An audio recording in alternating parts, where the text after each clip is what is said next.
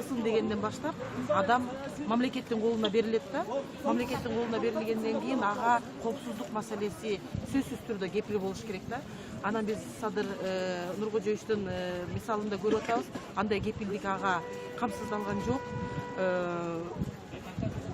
Балким ошол жерде камалган балдарды да кандай коркутуп үркүтүп жүрүп атабы деген ой пайда болуп атат. Ошон үчүн ошо эки бирөөсү бар тергөө жүргүзүп аткан, экинчиси ошо тергөө мыйзам чегинде жүрүш керекпи деп көзөмөл жасай турган мамлекеттик органдарга кайрылганбыз.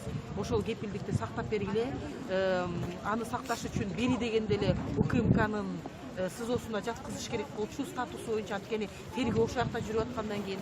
Экинчиден, эгер чын эле мамлекет гумандуулукту колуна ала турган болсо, мен келатам, мен эч жакка качпайм, кандай бир айыптарды мага кое турган болсоңор мен башым менен тартканга даярмын деген саясатчыны жанагындай кесилген жаракаты менен азыр үй камагына деле чыгарып койсо, мен ойлойм ал эл алдында уят болбойбун, качып кетип деп деле качып кетпейт болчу. Биз парламенттик мамлекетпиз деп атабыз. Биз конституцияны да ошо парламентке карата баягы өзгөртүп атабыз деген үндөрдү кагып атабыз да. Ошондо бүгүнкү күндө парламент могу маселени көтөрүп чыгалык дегенде, аны апрелде тиги омбудсмендин эмесимен чогуу карайлык деп жаап койгону деле бул маселени мындай жок маселедей көрүп атканы.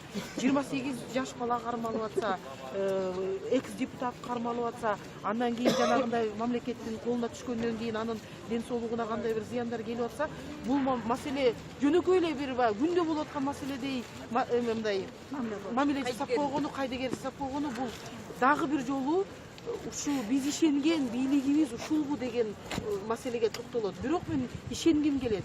Оңоло турган, көч бара-бара оңолот дейт. Оңоло турган деле заман келет.